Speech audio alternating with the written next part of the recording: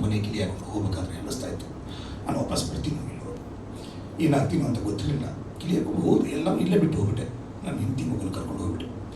ಮದುವೆಗೆ ಹೋದ್ವಿ. ಮದುವೆಯಲ್ಲೂ ನನಗೆ ಉತ್ಸಾಹ ಇರಲಿಲ್ಲ. ಏನಂತ ನನ್ನ ಜೀವನ ಏನಂತ ನನಗೆ ಗೊತ್ತಿಲ್ಲ. ಇಷ್ಟು ಸಾಲ ಮಾಡ್ಕೊಂಡ್ಬಿಟ್ಟಿದ್ದೀನಿ, ಎಷ್ಟು ಪ್ರೆಷರ್ ಇದೆ, ಏನು ತಿಳಿಸ್ಬೇಕು ಅಂತ ಗೊತ್ತಿಲ್ಲ. ಆದರೂ ಹೆಂಗೋ ಯಾರಿಗೂ ಗೊತ್ತಾಗಲಾರ್ದಾಗ ಹೆಂಗೋ ಜೀವನ 6 ದಿನ ಮ್ಯಾನೇಜ್ ಮಾಡಿದ್ವಿ. ಮದುವೆನೂ ಆಯಿತು. ಈ ಮದುವೆ ಒಂದೇ ಎಪಿಸೋಡಲ್ಲಿ ಯಾರೋ ಒಬ್ಬ ಒಂದು ಶಕ್ತಿ ಅಂದ್ಕೊಳ್ಳಿ, ದೈವ ಶಕ್ತಿನ ಅಂದ್ಕೊಳ್ಳಿ, ಯಾರ್ದೋ ಮೂಲಕ ನಮ್ದು ಏನೋ ವಿಷಯ ಗೊತ್ತಾಗ್ಬಿಡುತ್ತೆ. ಯಾರು ಗೊತ್ತಾಗಿ ಅವ್ರನ್ನ ಸ್ವಲ್ಪ ಆಡೇ ಪ್ರಮಾಣ ಮಾಡಿಸ್ಬಿಟ್ರು ನಮ್ಮ ಹಿರಿಯರು. ಇಲ್ಲ, ನೀವು ತಪ್ಪು ಮಾಡ್ತಾಯಿದ್ದೀರಾ, ಸಾಯೋದ್ರದ್ದು ಇಂಪಾರ್ಟೆಂಟ್ ಅಲ್ಲ, ಸಾಯೋದ್ರಿಂದ ಏನು ಸಿಗ ನನಗೂ ಗೊತ್ತಿಲ್ಲ. ಸಾಯೋಕ್ಕೆ ನನಗೆ ಇಷ್ಟ ಇರಲಿಲ್ಲ. ನಾನು ಹೆಂಡತಿ ಹಠ ಹಂಗಿತ್ತು, ಸಾಯೋಣ ರೀ, ಬೇಡ ರೀ, ನಾವು ಬದುಕೋಕ್ಕಾಗಲ್ಲ ರೀ, ಮುಖ ತೋರ್ಸೋಕ್ಕಾಗಲ್ಲ ರೀ ಅಂತ. ಬಟ್ ಏನು ಮಾಡೋದು, ಈಗ ಅವಳನ್ನು ಬಿಡೋಕ್ಕಾಗಲ್ಲ, ಹೆಂಡತಿನೂ ಬಿಡೋಕ್ಕಾಗಲ್ಲ. ಇತ್ಲಾಗೆ ನನ್ನ ಪರಿಸ್ಥಿತಿ ಬೇರೆ ಹಿಂಗಿದೆ.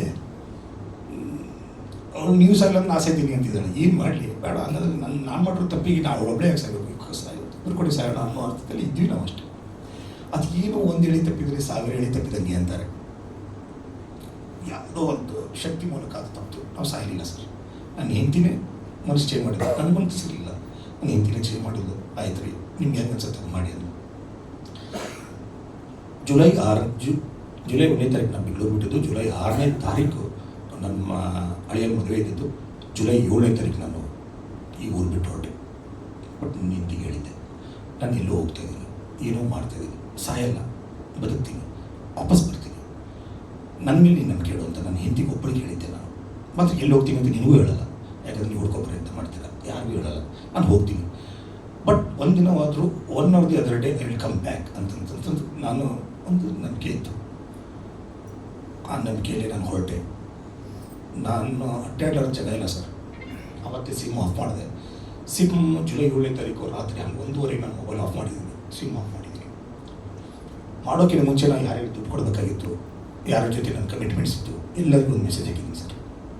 ಸರ್ ನಾನು ತೊಂದರೆಯಲ್ಲಿದ್ದೀನಿ, ನಾನು ನಿಮ್ಗೆ ದುಡ್ಡು ಕೊಡಬೇಕಾಗಿತ್ತು, ಕೊಡೋಕ್ಕಾಗಿಲ್ಲ.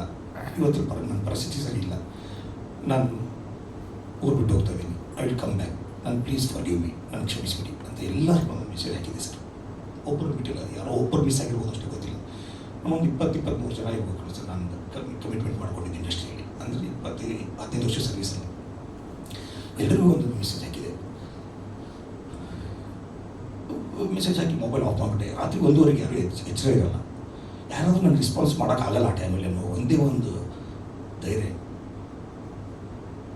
ಬಟ್ ನನಗೆ ಬೇರೆ ಆಪ್ಷನ್ ಇರಲಿಲ್ಲ ಸರ್. ಅಷ್ಟೊತ್ತಿಗೆ ಮೆಸೇಜ್ ಹಾಕಿಬಿಟ್ಟು ಮೊಬೈಲ್ ಸಿಮ್ ಎಸ್ಬಿಟ್ಟೆ. ನಾನು ಸಿಮ್ ಎಸ್ಬಿಟ್ಟು ಯಾವುದೋ ಒಂದು ಹರಿಯೋ ನದಿಯಲ್ಲಿ ಎಸ್ತಿಬಿಟ್ಟೆ. ನಾನು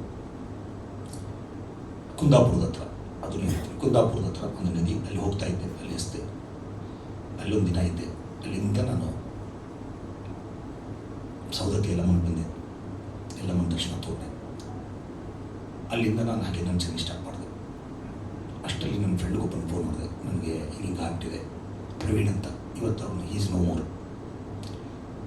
ಪ್ರವೀಣ್ ಅಂತ ಅವ್ರು ಗದಗದವ್ರು. ಅವ್ನು ಬಂದೆಲ್ಲ ಒಂದು A to Z ಗೊತ್ತಿತ್ತು. ಅವ್ನಿಗೆ ಹೇಳಿದೆ, ಹಿಂಗೆ ಆಗ್ಬಿಟ್ಟಿದೆ ಕಣೋ, ನಾನು ಊರು ಬಿಡುವಂಥ ಪ್ರಸಂಗ ಬಂದುಬಿಟ್ಟಿದೆ, ನಾನು ಬಿಡ್ತಾ ಇದ್ದೀನಿ, ಸ್ವಲ್ಪ ದುಡ್ಡು ಕೊಡೋ ಅಂದರೆ ಕೊಟ್ಟ. ಒಂದಿಷ್ಟು ದುಡ್ಡನ್ನು ಅರೇಂಜ್ ಮಾಡಿದೆ. ಆ ದುಡ್ಡನ್ನು ತೊಗೊಂಡು ನಾನು ಹೊರಟು. ಒಂದು 50,000 ದುಡ್ಡಿತ್ತು ನನಗೆ. ಒಂದು 10